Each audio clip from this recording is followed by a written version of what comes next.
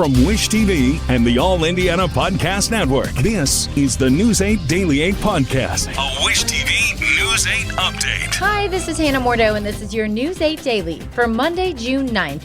It's starting out pretty rainy this morning. Thunderstorms could be there until about 10 o'clock. Conditions dry out, though, by the midday. We're going to even get warmer, too, hitting highs near 75 degrees and some breaks with sunshine. The NBA's MVP and some cold Pacers shooting leave the NBA Finals even at one game each. Shai Gilgeous-Alexander scored 34 points in Oklahoma City last night as the Thunder beat the Pacers in Game 2, 123-107. And for much of the game, it was a bigger blowout than that. News 8's Andrew Chernoff reports courtside with the comments of the coach and the players as they get ready to host Games 3 and 4. For the first time this postseason, the Pacers have lost a Game 2. OKC came out of the gates quickly and had a dominant second quarter en route to an NBA Finals Game 2 victory to even the series at a game apiece. The victory for OKC reinforced the notion that the Thunder are very good at bouncing back from losses. In fact, OKC is now 18-2 in bounce-back games. Another bad first half, obviously, was a big problem. And we just played poorly. A little better in the second half, but you can't be a team that's reactive and expect to be successful or have consistency. So we're going to have to be a lot better on Wednesday. There's many different ways that you can choose to digest, what's in front of you. But yeah, I think we focus on taking it a day at a time. So you got the split, you feel good about that. But we definitely wanted to play better tonight. I think our processes need to be a lot better for us to be successful here. We're one of the most resilient teams, if not the most resilient. We know how to bounce back, and we never gonna hold our heads down. We always gonna come back stronger and hopefully get that win. Not happy with how the game went today, and that's it. We just gotta turn the page, focus on Game 3. That's the biggest game of the year. We just gotta go out there, go back home. Our fans, obviously, I know they're super excited to have us, and we're excited to be back, our home arena. The good news for the Pacers, like the Thunder, they're pretty good at bouncing back as well. The Blue and Gold have not lost 2 straight games since early March when they were on a 3-game skid. They're hoping to respond once again in Indy coming up on Wednesday as the city gets ready to host its first NBA Finals game in 25 years. In Oklahoma City, I'm Andrew Chernoff, Wish TV, and WishTV.com. Pacers fans are still optimistic. Our cameras were rolling downtown and inside the official watch party. News 8's Hernan Gutierrez went to Gainbridge Fieldhouse and shows us how fans are feeling.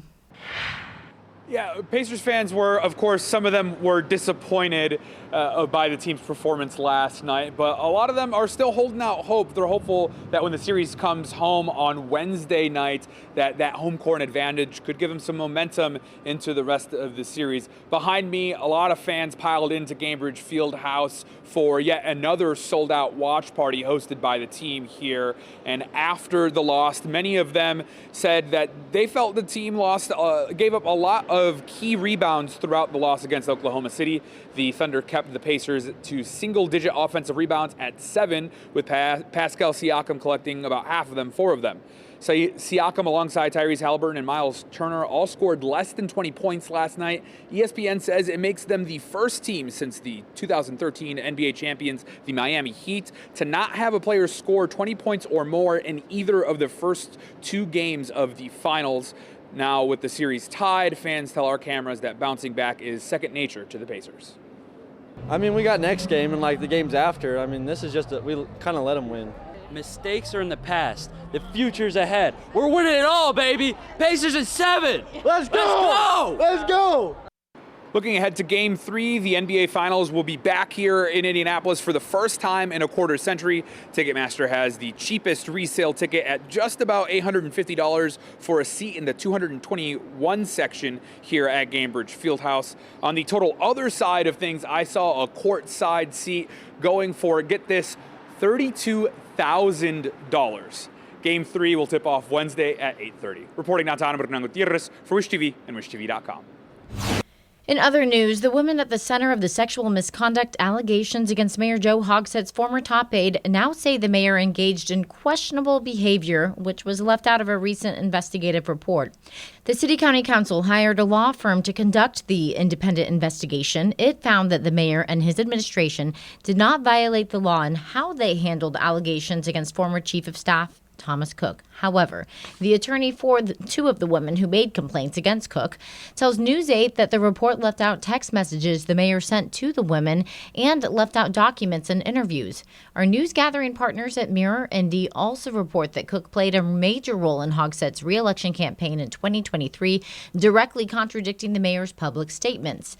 This morning on Daybreak, we talked to a Mirror Indy reporter about the new allegations. And I immediately started reaching out to sources, and I started hearing that actually Thomas Cook was intimately involved with the mayor's 2023 campaign. He sought endorsements from local organizations. He thanked volunteers for their efforts. He would debrief with the mayor and then coordinate with the communications director of the campaign. So, to sort of say that Thomas Cook was just a volunteer who was occasionally giving advice, I think sort of downplays his role in the campaign. Read more about the story on wishtv.com. 3 members of the City County Council are calling for 5 public hearings on AES Indiana's proposed electricity rate hikes.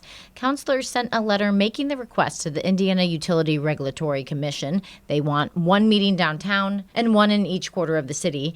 AES Indiana is asking regulators to raise electricity rates by 13.5%. Company says the price hike is needed to fund infrastructure and more sustainable energy solutions. Early this morning, police in Los Angeles declared all demonstrations in the city as unlawful assemblies, ordering people to leave and raising the possibility of criminal charges just for being in the crowds. Others face more serious consequences for clashing directly with officers. Mary Bell Gonzalez outlines the unrest. Tensions are rising in the Los Angeles area. Over the weekend, protesters clashed with federal and local law enforcement agents. Sunday, marking the 3rd day of demonstrations in response to recent immigration raids across California, where dozens of people were arrested as part of the White House's crackdown on unauthorized immigration.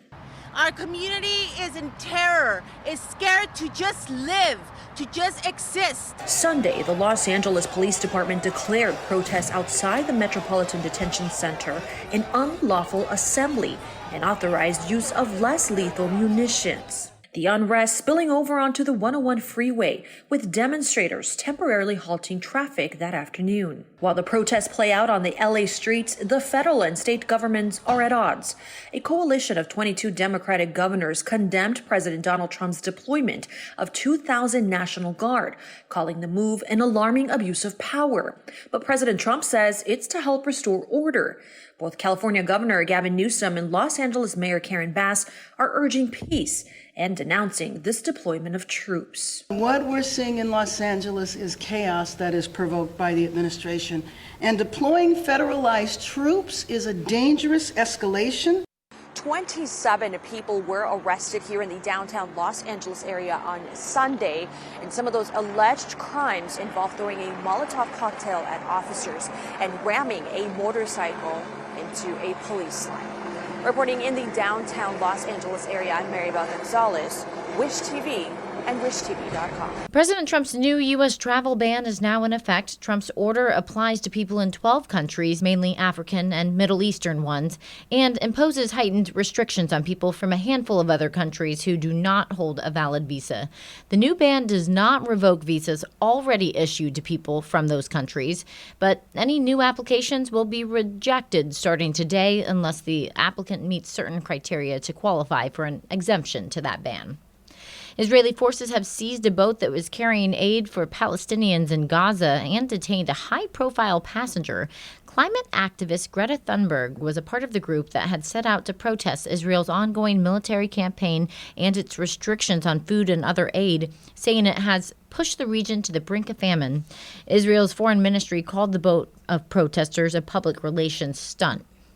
Now let's get to your business headlines with Jane King. She starts with a story on salmonella leading to an egg recall. So dozens of people across 7 states have become ill in this salmonella outbreak, linked to a recall of 1.7 million eggs. Some of these eggs were sold in Indiana. Now, the FDA says the August Egg Company of Hillmar, California, issued the recall of brown organic and brown cage-free eggs tied to multiple brands that were distributed to grocery stores from February 3rd to May 15th of this year. Most of those who have gotten sick are in California, but that is followed by Nevada and Washington State. Well, Americans can expect to pay more to stay cool this summer thanks to forecasts for above average temperatures and natural gas prices that are 37% higher than last year. On average, the Energy Information Administration says Americans should expect their electricity bills in June, July, and August to be up about 4% from last year. That would bring the nationwide summertime average to $186 a month. And while the job market was stronger than expected in May, there were some signs of companies taking a pause. In fact, recent college graduates have been hit especially hard. Unemployment for those 22 to 27 rose to 5.8% in March, a 4-year high, according to the Federal Reserve Bank of New York. And a recent Oxford economics report showed there are signs that entry-level positions are being displaced by artificial intelligence at higher rates. And a new study suggests that workers in certain industries are more likely to have depression and mental distress. Community and social service employees reported the highest rates of diagnosed depression, with food prep and serving workers trailing behind. Also high on the list, workers in the arts, entertainment, sports, and media, followed by those in healthcare support, retail, education, and library services. Now, researchers say the findings should serve as a wake-up call for employees to rethink how they design the mental health benefits for their employees. And the Dow was up more than 400 points on Friday. We had a solid jobs report. The U.S. added 139,000 jobs in May. That was more than expected. We are higher this morning, but cautious as we await some news on the trade talks that are going on with China in London today. Live from the New York Stock Exchange, I'm Jane King. Back to you. Business owners in Carmel are applauding the city's new drinking rules. Several city blocks near the Monon Trail are now Adora, a designated outdoor refreshment area. IT Mate's Kyla Russell finds local shops are eager to see the economic benefits. A typical weekend in Carmel usually includes at least one walk on the Monon. Well, thanks to it now being a Dora district, it could include a little booze by your side. Jessica Ciccarello and Stephen Thompson are taking a stroll and a sip. And just walk around and enjoy a drink. Fitness is important, right? We sit for an hour and split a bottle, and now we can walk with a Dora cup. Just a few weeks ago, the couple would have had to throw down their Modelo and Rosé before walking out of Wine and Rhine's front door in downtown Carmel. But ever since the Dora launch on Memorial Day weekend, they're able to bring their brews along. It's been a big boost because we can now do glasses of wine. We have 30 wines by the glass. We have a bunch of new summer wines. We also just won our second Wine Spectator Award. So for people to be able to come in and get a really nice glass of wine to go, I think is going to be huge. Madeline Gordon is the general manager of Wine and Rhine. They're just one of the 13 establishments that have been approved to participate and are already seeing a boom in business. All Dora drinks have to be served in these recyclable aluminum cups and must stay within this designated area, stretching from just north of Main Street to Carmel Drive and from west of the Monon Greenway to east of Rangeline Road. Longtime Carmel staple Muldoon's hopes this can help them cash in on nearby events. Well, because we are right here on Main Street, so we are hosting most of the festivals and right downtown that we have. We have Late Night on Main, we have the Porch Fest, we have all the art shows and automobile shows, all those that are right down here on Main. So we wanted people to be able to come in and grab a cocktail or beer and be able to go out legally with it. Both business leaders tell me they believe the increased foot traffic will also be beneficial to the many art galleries and boutiques in the area. And Ciccarello and Thompson agree. It's so nice to not have to worry about getting in a car and driving somewhere else. You can do a second location very easily. For the district map and included locations, go ahead and grab your phone and scan that QR code on your screen. That will take you to the As Seen On section of wishtv.com, where I've posted the link. Reporting here in Carmel, I'm Kyla Russell for Wish TV and wishtv.com.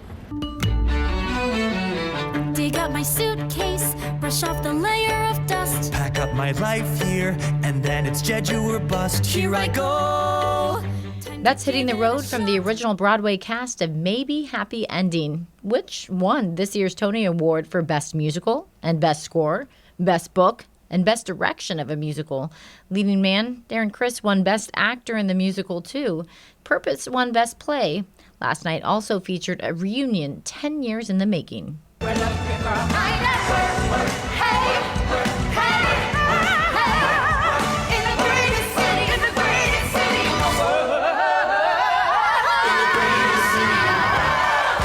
Those are the original Schuyler sisters, along with the rest of the first cast of Hamilton, including writer and star Lin-Manuel Miranda. The performance marked 10 years since the premiere of the groundbreaking musical. Hamilton is set to return to Central Indiana in December as part of Broadway in Indianapolis's series. This has been your News 8 Daily from Wish TV. I'm Hannah Mordeau. Watch us on Wish TV and wishtv.com. This is the News 8 Daily 8 podcast, a Wish TV News 8 update on demand. For even more, on demand and on the go. Connect with Wish TV on Facebook at wishtv.com and on the free Wish TV mobile app. Thank you for listening. And be sure to like, subscribe, and follow this podcast for updates every weekday morning on the All Indiana Podcast Network and wherever you get your podcast.